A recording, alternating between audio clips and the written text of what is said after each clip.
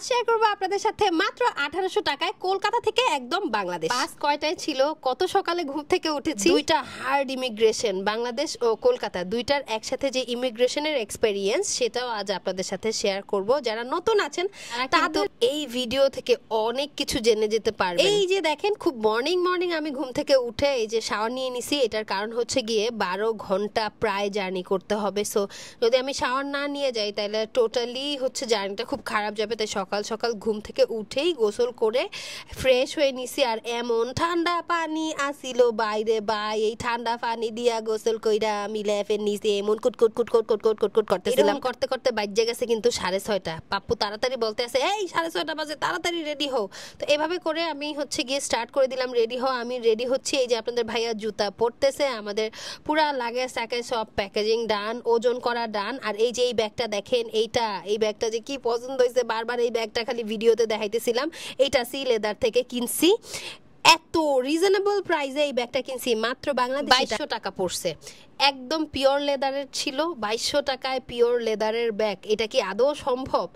তো সম্ভব হয়েছে। সি লেদারে যাওয়ার পরে আমি এরকম 4টা ব্যাগ নিছি, আর 4টা ব্যাগ এই লাগেজগুলোর মধ্যে ভরা। অবশ্যই আমি লাগেজ ওপেনিং ভিডিও আপনাদের সাথে শেয়ার করব বাংলাদেশে। প্রথমেই ক্যামেরায় দেখে নিতেছিলাম আমার উইদাউট মেকআপে কি খারাপ লাগতেছে, পরে দেখলাম যে না, খারাপ লাগতেছে না, ভালোই লাগতেছে। আই এম ফ্রেশ, একদম শাওয়ার নেওয়ার পরে একদম ফ্রেশ লাগতেছিল। ক্যাপটা পরে নিলাম, যেহেতু ইমিগ্রেশনে কিন্তু অনেক রোদ থাকে আপুরা।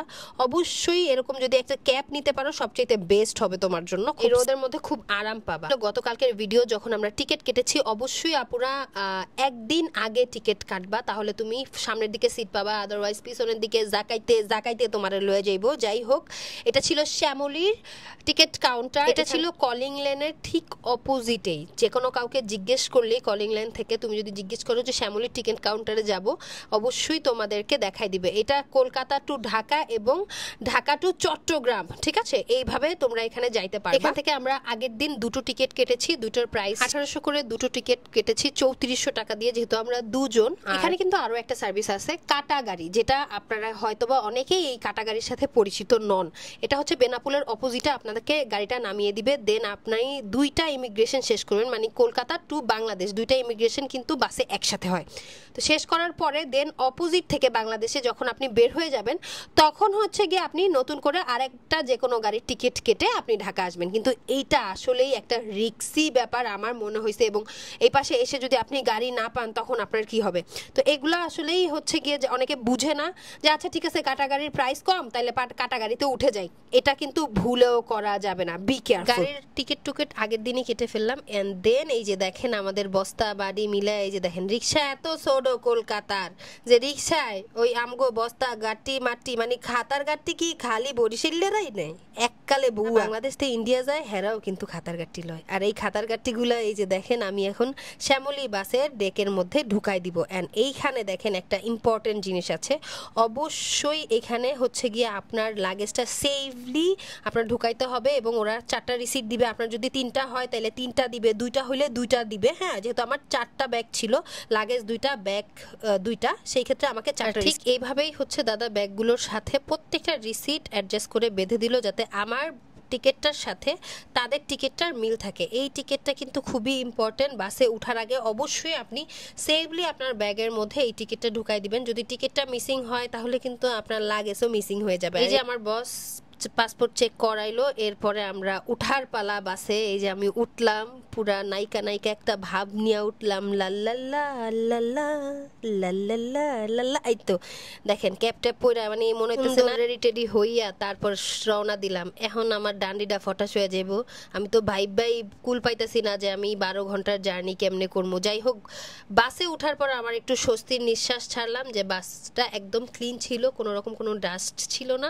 প্লাস বাসের পর্দাগুলো একদম নতুন ছিল, এটা দেখা খুব ভালো লাগছে। এবং সিটগুলোও একদম ফ্রেশ ছিল, ওদের পানির ব্যবস্থা ছিল, তাছাড়াও ওদের টিস্যু পেপারের ব্যবস্থা ছিল। এবং আপনারা তো অনেকেই জানেন যে আমার বাসে বমি হয়, তো পলিথিনের ব্যবস্থাটাও ছিল। এই জিনিসগুলো আমি একটু চেক করে নিলাম।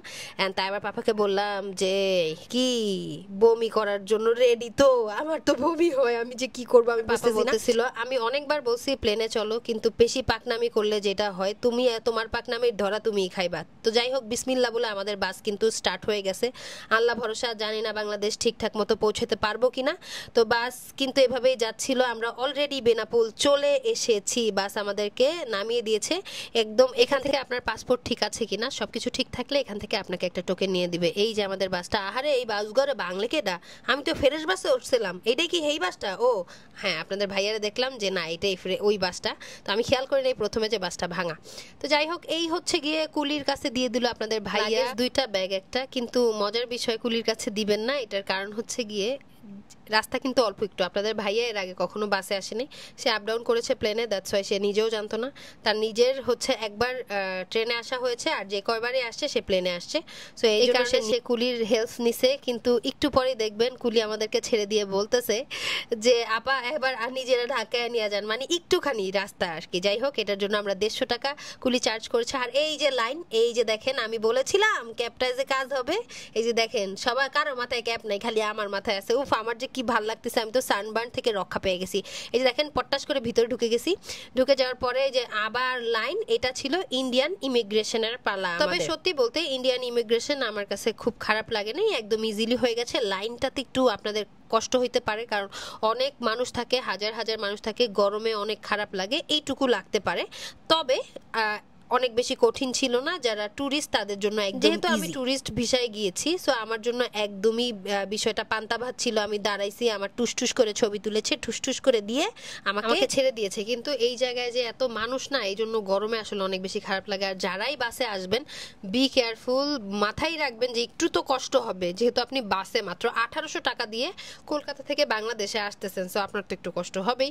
তো এইটা মাথায় রেখে আপনাদের আসতে হবে। আবারও এই ভারী ভারী লাগেজগুলো আপনার দিতে হবে স্ক্যান করার জন্য, যে আপনি কোন রকম কোনো উল্টাপাল্টা কিছু নিছেন কিনা। এখান থেকে স্ক্যান হয়ে সবগুলা জিনিস, মানে সব ব্যাগ ট্যাগ যা থাকবে, ভ্যানিটি ব্যাগ ট্যাগ সব কিছু আপনাকে দিতে হবে। এরপরে এইখানে আবার চেক। অ্যান্ড এখানে যা হয়েছে, এটা আসলে বাংলাদেশের ইমিগ্রেশন, এটা আসলে কিছু বলার নাই, কিছু বলতে চাইও না, জাস্ট টোটালি ডিসঅ্যাপয়েন্টেড। আমরা বের হয়ে একটা ডাব খাইলাম, খাওয়ার পরে মাথাটা ঠান্ডা করলাম। এই যে তারপর পাপা আমাকে একটা ঝাড়ি দিছে যে তুমি যে কেন এমন করো, মাথা তো গরম করার কি আছে, এগুলো ওরা করবেই।